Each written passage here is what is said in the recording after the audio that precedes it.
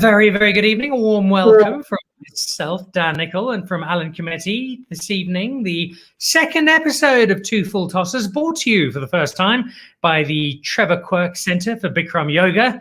And we're very excited to have them on as sponsors. Trevor has been a glowing endorsement for good health and fine living over the course of the last 90 to 93 years. It's been a very, very big week, although let's look at the things that haven't happened in the last week, Mr. Committie.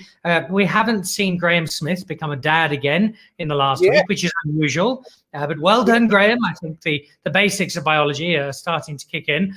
We haven't seen South Africa lose a game of cricket.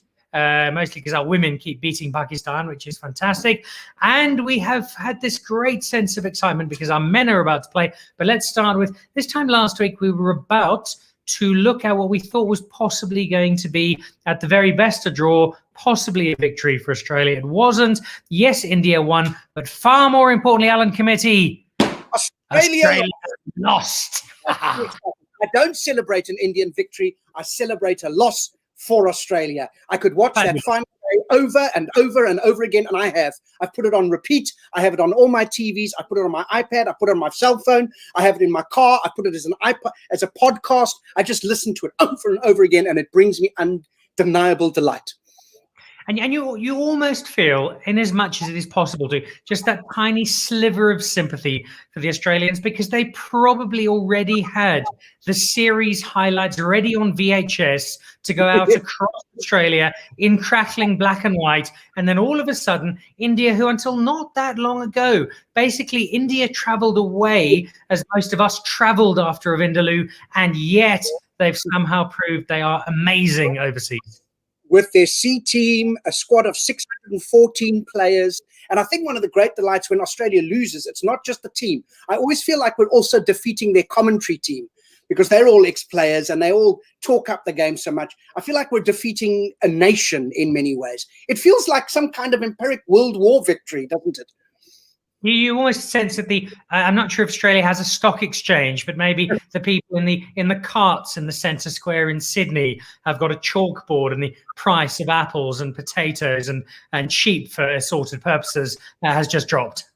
You feel like a boomerang, if it was thrown, wouldn't return for the shame that it felt at the loss. Indeed, indeed. And speaking of boomerangs, must have been slightly awkward if you were the person who invented it and weren't quite sure what was happening. But that is completely peripheral to what we're talking about, which is cricket. Wonderful, wonderful to see India win. But how sad do we feel, Alan? One of our countrymen who was, you almost saw the tears. It was either tears or sweat coming down his cheeks as his increasingly tight shorts wrapped around a body that was just absolutely distraught. Poor Mickey Arthur, as Sri Lanka should have levelled the series comfortably and instead give a victory to the other team we love seeing lose. Now, some of the viewers out there might know that I played for a Westerford cricket side. I say cricket side as if it was true. But I would like to say that Mickey Arthur's Sri Lankan side at the moment kind of putting up the same batting ability. I mean, certainly in the bowling, they're fine. They're holding their own. But the batting is appalling. And to watch Mickey's little expressive face live through that drama, live through the sorrow. And as you say, the pants getting tighter and tighter. You could feel it. You get what you reap what you sow, I think is one of the famous sayings I've heard said. It is enormously distressing. And to lose to a team that is effectively captained by Ellen DeGeneres is enormously dispiriting. But well done, England. And now they don't take on England. Subcontinental cricket, very important for us tonight. We're going to talk about it in just a moment with our extremely special guest. I'm very excited to see him. But before we do that, his old teammates are getting ready to go. We spoke last week about how they'd been conned into going on a trip to the Seychelles and then left on the plane so they could fly to Karachi and go and spend 9 weeks in a 14-square-foot hotel room with no Wi-Fi and no air conditioning. But that is where they find themselves tomorrow, South Africa versus Pakistan. And I think you'll know this better than me because you're the Andrew Sampson of lightly comedic cricket statistics. This could be the first team to go to Pakistan since teams stopped going to Pakistan. I think that's true, isn't it? And I think that, and it's is it 9 years or 12 years? It's a fair amount. A number. There is definitely a number. there's a number involved. And I'll tell you the other number that's important is what time are we going to have to get up tomorrow morning to watch first delivery. But yet I love that. I love setting the alarm, feeling the pillow or possibly slightly heavier object, maybe a lamp or a small child, against the side of the head for my wife as my alarm goes, and I crawl out of bed to go and watch Dean Elgar get a third ball duck. Oh, there's nothing better than it. And I mean, that must take you back to the memories of, for example, us playing Perth, playing Sydney test matches when you'd wake up at 2, 3 o'clock in the morning, and then watch us having built up, and you'd watch the build up, wouldn't you? You'd watch 45 minutes of Mark Taylor telling us this and that, and then invariably an opener going out in the first over, and then you just go back to sleep miserable, dreaming terrible, terrible dreams. That's what we have to look forward to tomorrow. And yet we loved it. We loved it. We love every moment. All right. Well, there's a magic. I've got to say quickly, one of my greatest memories was Fanny de Villiers, of course, winning us that test match. And it happened on my birthday, the 6th of January. Remember the final wicket, he caught and bowled, and he kind of stood arms akimbo. I think that was his name. And it was the scenes. And I remember my dad and I, that must have been about 5:30 in the morning. My dad was so excited. He tried to open the curtains to scream it to the neighborhood, and did it too violently and brought down the whole curtain rail, the curtains on top of it, and bits of plaster. So that was the end of his relationship with my mom for about 2 weeks. And yet it was worth it for a test victory. Of course it was. Well, an inspiring precursor to his son bringing down the house in performances around the world on a regular basis. Test cricket is so exciting to both of us. We're deeply passionate about it, and it leads very nicely into our incredibly special guest tonight. But before we get to our special guest, by some distance, the highlight on this very show, the one that millions, well, at least some people around the world tune into on an almost regular, if not very often basis, is Alan's Lost Legends. That's exactly right. Alan's Lost Legends. This is a segment in which I remind our the single viewer who is watching, that there are cricketers out there that sometimes fall out of our memory. And they are no Lee Barnard. Lee Barnard, of course, my personal hero from the 80s and 90s. And I thought back, this gentleman occurred to me late yesterday evening. I can't tell you under exact circumstances, but I just turned over on my right side, and this name came to me, and I don't know if you'll know him, Dan. Flum Michal. He played for what was then Eastern Province. There he is. There's Flum Michal, our very own, if you will, Ben Stokes. Flum, of course, in Afrikaans is Flame Michal, because of his red hair. You can see the moustache. He had that 80s aggressive look, didn't he? In fact, that photograph is not blurry. That is what he looked like in real life. Flum Michal. And the reason I remember Flum Michal is because the 1989 Currie Cup final was between Transvaal, who I supported, what was then Transvaal, and Eastern Province. And Flum Michal scored a lot of runs in the first innings, setting up an Eastern Province victory, and took a great catch at short leg. This is the things that stay in my memory. I can't remember how to access my online banking, but I can remember the brilliance and the genius that was Flum Michal. A big shout out to you, Mr. Michal, wherever you are. Flum, flame on, as they say in the Fantastic Four. He's no Lee Barnard, but he was Flum Michal. Oh, there we go. I'm going to offer no judgment on the fact that Alan may or may not have made up this cricketer, and that he sounds like he possibly played third division football in Belgium. But Flum Michal, it actually helps if you're trying to get that. Is his Dutch brother-in-law, lesbian, Flem Michal. But Flum Michal, I miss him. I really do. I'll just quickly point out, because we've got to get our guest on, but Flum Michal did take a wicket, and he bowled as many of our spin bowlers back in the 80s and 90s, or 1980s and 90s, but there was no turn. They had the same turning capabilities as the spinning top in a Christmas cracker. And Tim Shaw had taken a number of wickets, and Flum Michal actually grabbed a wicket as well. So that'll tell you everything about the Transvaal of that era. Oh, there we go. Flem Michal, an early prototype of Paul Harris. And we celebrate his, if not greatness, then certainly his presence here tonight. The only known photograph we have of him. Right, so Alan, I know we were very excited because we had confirmed for tonight Kevin Peterson. Kevin Peterson was on the show with us, and then earlier this afternoon, I get a phone call. Forget Kevin Peterson. We've gone way better. We've gone so much better. We have ramped over Kevin Peterson and his assortment of questionable and largely self-inflicted hairstyles. We have a brand new superstar on the second episode of Two Full Tosses, brought to you by the Trevor Quirk Center for Bikram Yoga. It is Mr. Vernon Philander. Philander. Good evening, gentlemen. How are we? Oh, so I have to say, just so people know, and it's important we get the technical side right, this camera is actually on an Sapphire flight going over Durban, just so we can get Vernon's shoulders and guns into almost one photo. We can't quite get all of it. We want to talk to you about cricket, Vernon. We're very excited, but first we have to do something far more important, because yes, you were quite good at cricket. We realize this, we understand it, but it's very much your second sport.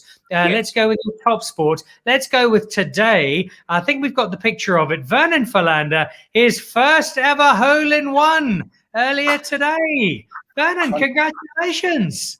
Well, thanks a lot, guys. What a feeling, eh? Yeah, I mean, it's one of those things that you always look forward to happen in a golf course, and yeah, finally happened after a couple of years of golf.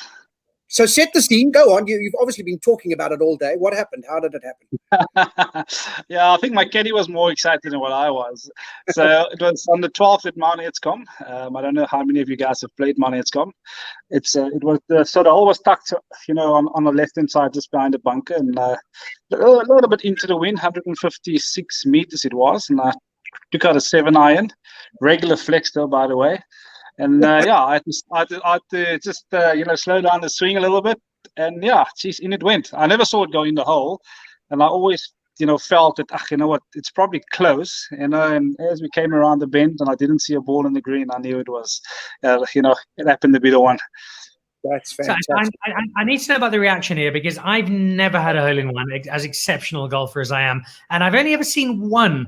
And I was in a 4-ball with a guy I think you might have heard of, a guy called Jacques Callis. Now, when Jacques could score 100, and he'd knock it to mid-wicket, take the single to get to his 100, and he'd look like he'd just been phoned by his neighbour to say that his power had been cut off. There was absolutely zero interest in the fact that he just scored 100.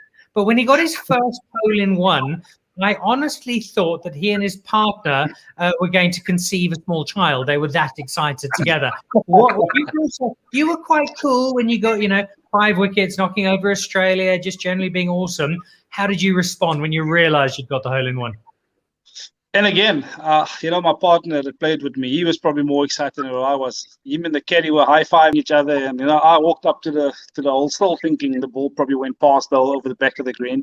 And obviously, eventually, the two of them, after seeing them hugging each other and high-fiving each other, I obviously realized the ball was in the hole. So yeah, I mean, we all play cricket, and you obviously get to celebrate your wickets and your victories. But I think that's always a special feeling, sinking that one on a golf course. So with 1 at 12, what did you shoot today? I shot a 71. Whoa, yeah, which wasn't too bad with my regular flex rented golf clubs. Why were you wasting your time with cricket, Philander? Play golf. Hey, you know what? Some of us realize these things later on in life. Right? It's a bit like you. I see you started working for Momentum as well with your Momentum jacket there. So. Well, this is a wonderful jacket. This is a guy called Dani van der Berg, a lovely guy, but the worst business plan ever. He made 100,000 blazers, and then instead of selling them, just gave them away. So, Dani, if you're watching, thank you. It fits really nicely.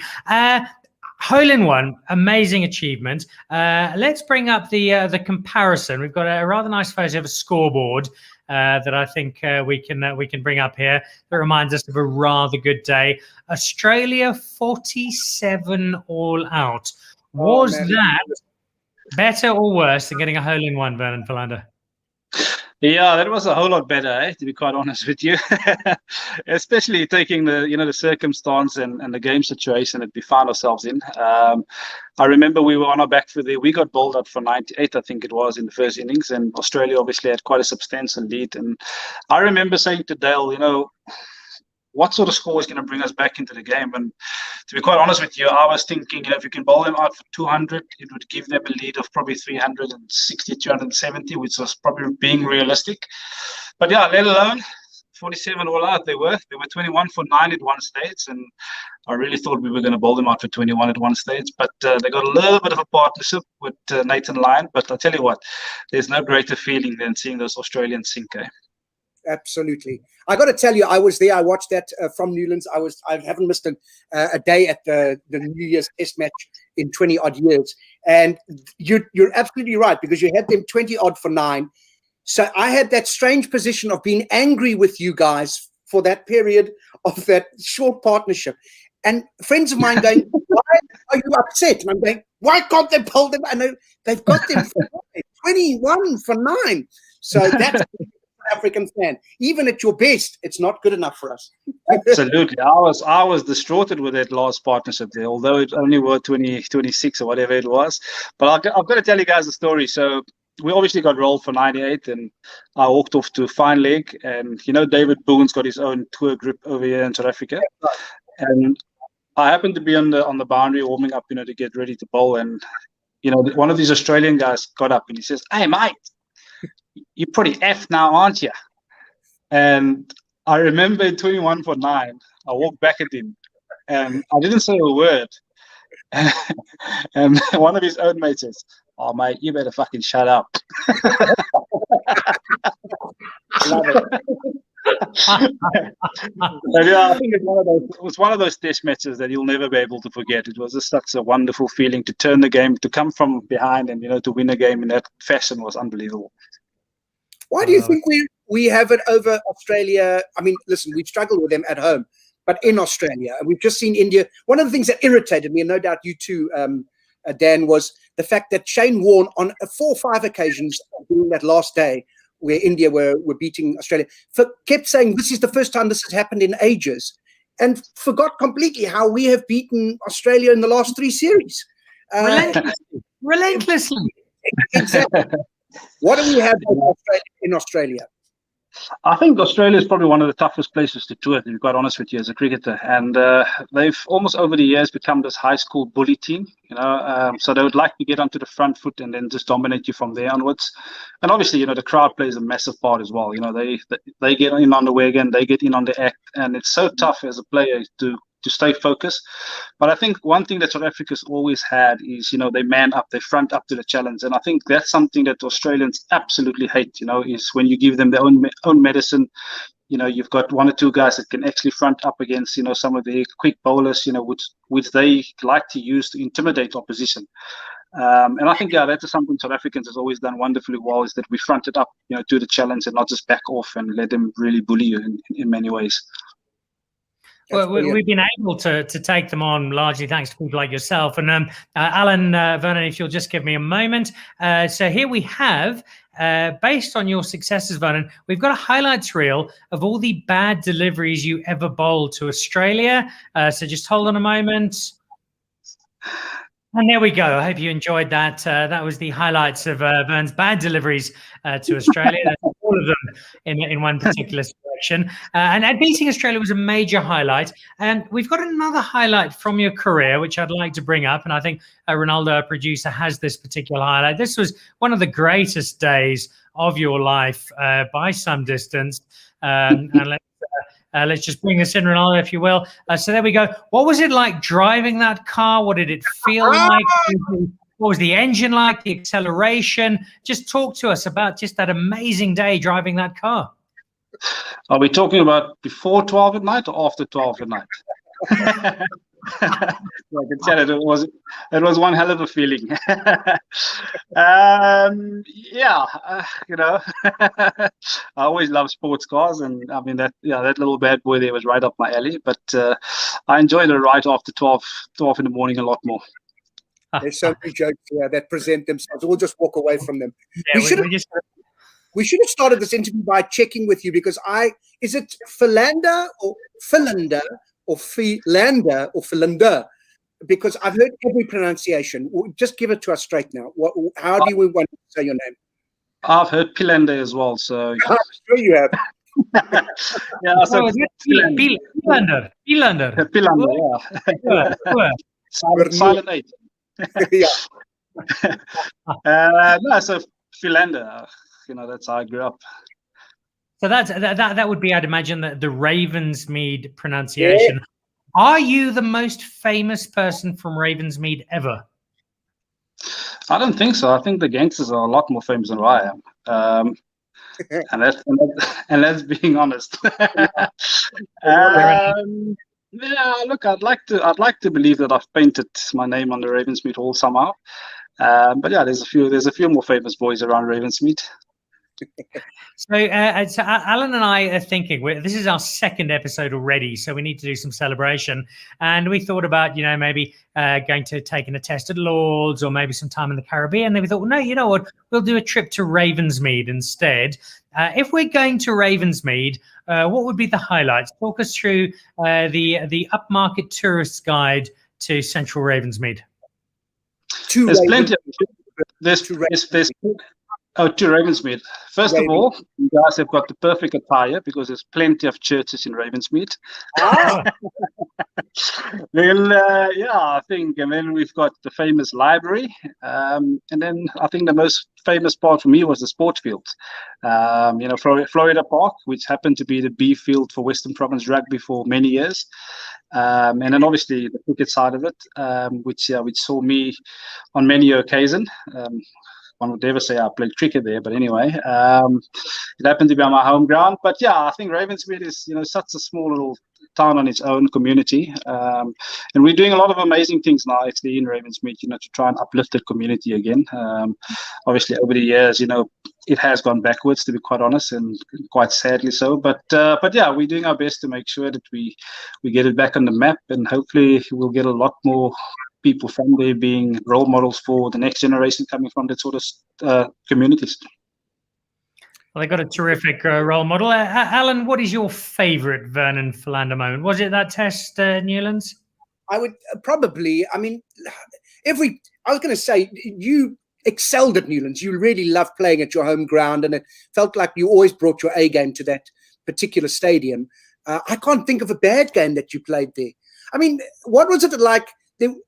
You did have, on occasion, maybe this is, we're far enough away, so I can say this. There were occasions that you gave off a kind of Brian McMillan, Jacques Pallas bowling enthusiasm vibe. Like you would be like, no, not right now. I wouldn't obviously if it was going well, it was going very well. But there were one or two times where the captain would look at you and you'd be looking at the grass with incredible, as if it was the Ravensmead Library. Is that fair enough to say? Were you an enthusiastic bowler all the time, or day in, day out, same at the beginning of the day, at the end of the day? Or was it also something, we're going to have to do this, this is the hard slog now? You know what? As we all bowlers would know, there comes a time of the day where it doesn't quite go your way, or you don't quite feel like bowling that spell. And that's the time when the advertising board becomes the most interesting part of that stadium. Exactly.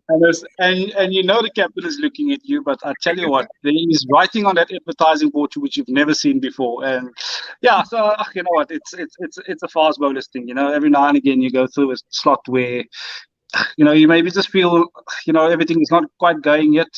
So you want to give yourself an extra couple of overs, especially when you have 3 seamers and 1 spinner, and the 1 spinner gets put under the pump, and your captain starts looking around after you've just finished your 7-over spell to come back for another quick spell.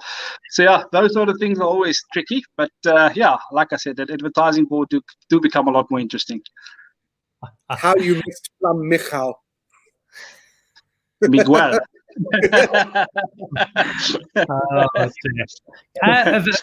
We've got some very good news for you. The very good news for us was that we managed to bump Kevin Peterson and bring you on instead, which was a big step up. But we've also got a rather special guest who I know Alan Committie is going to go and bring on. So Alan, we'll see you shortly. While Alan goes to get his guest, what we do on this show, and we've done it every single show so far, which means both of them, is the very special quiz. And in this case, as I find it, it is the Great Vernon Philander quiz. So I've got 5 questions for you, all around Vernon Philander. And I think last week we had Chris Morris on the show last week, and Chris Morris got 4 out of 5. So it was a solid start. for someone who's not terribly used to performing well on a public platform. So let's give you a crack. Are you ready for the great Vernon Philander quiz, Vernon Philander? Let's give it a go. See what it is about Vernon Philander. All right. Well, your very first question then. Your debut test against Australia, you were obviously leading the bowling charge. Graham Smith was one of the opening batsmen. Who was the other opening batsman in that debut test of yours? Alvira Peterson. Alvira Peterson is not correct. It was Jacques Rudolph. No, it wasn't. According to Cricinfo, it was Jacques Rudolph. No, it wasn't. It was Alvira Peterson because he was still in the gully. But anyway, let's go. All right. Okay, well, we'll give it to you. We'll blame Cricinfo, so this is all their fault. We're on a downhill slope from here. Your very last one-day international, you played nowhere near enough one-day internationals for my liking, but you played, I think, about 2015 versus New Zealand. You opened the bowling with which bowler? That would be with, I think it was Morne. No. Yeah, it was Morne Morkel. It was Aaron Pangiso. No, he never played in the World Cup. No, you're fine. Jesus, Cricinfo is being very difficult. Okay, let's count it 2 for us. Let's scrap both of those, and we need to work harder on these. Here's a photo of a former teammate of yours. Can you tell us who this former teammate is? Who's that? Well, I'm asking you. You played with him. Don't let the colours fool you. You didn't play with him for the West Indies, but you played with him for somebody else. Who might that be? Jeez, that looks like Tommy Cholakile. I'm not sure Tommy ever played for the West Indies. No, that was when you played for the Jamaica Tullers, and that was Carlton Bohr, your wicket-keeper batsman. Jeez, now we're going back in days here. Eh? But anyway. Really a close Facebook friend of yours? Probably on LinkedIn somewhere. Oh dear. All right, one last question. 2 last questions. You when you played your very first test match, you were LBW for a duck. Who was the bowler? Jeez, that's a good question. I think it was Shane Watson. Definitely the right country, not the right bowler. It was actually Nathan Lyon. Nathan Lyon had you LBW. Do you remember it? Not remotely. Nathan Lyon never bowled in at first innings. Oh dear. All right, and then your very last question. You are there's a bit of a split here amongst the South African public, and we did an extensive poll of Alan's next door neighbour and the gardener who works across the road from us as to who the most famous Vernon in South Africa is. Now, I'd say Vernon Philander. Most of my friends would, but I'd like to know who's your chief contender. Here's the photograph. Who is the other most famous Vernon in South Africa?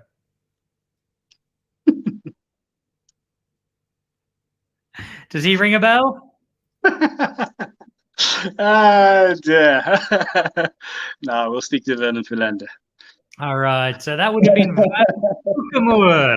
And what a wonderful South African pin-up he is. All right, well, depending on Cricinfo or Vernon, you've either got 2 or 4 out of 5. We'll go and do some research and post the results retrospectively. Before we say goodbye to you and let you go and finish off your champagne celebrations for your hole-in-one, we have an occasional guest on 2 Full Tossers, and he was here with us last week. He's here again this week, so I'd like to hand over to him.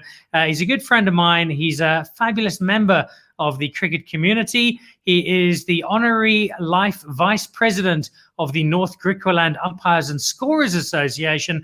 Vernon, please say a very good evening to meneer Johan van der Walt.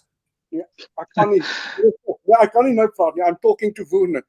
Oh, goeienaand. Baie dankie. Lovely to see for yourself here, Vernon. Beautiful. Thank you for dressing up, man. Football.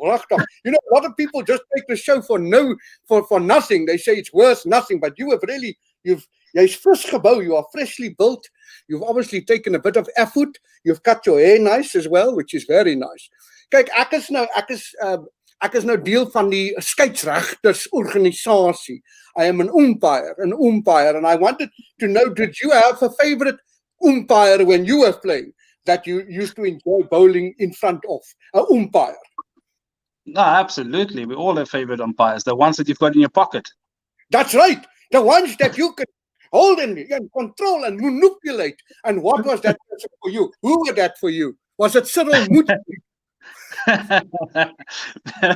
No, I always had fun with Dennis Smith on the field. He's an ex-player and he's now an umpire. You'd probably know him. I do. Yeah, very nice guy, very nice. And slightly blind, which helps as well, I think. Absolutely. Yes, all you have to make is a noise when he gives it out. That's it. It's just about the noise. Yeah, prachtig. Explanate for the viewers out there. But this is now. Look, I'm a smart fellow, as you can see.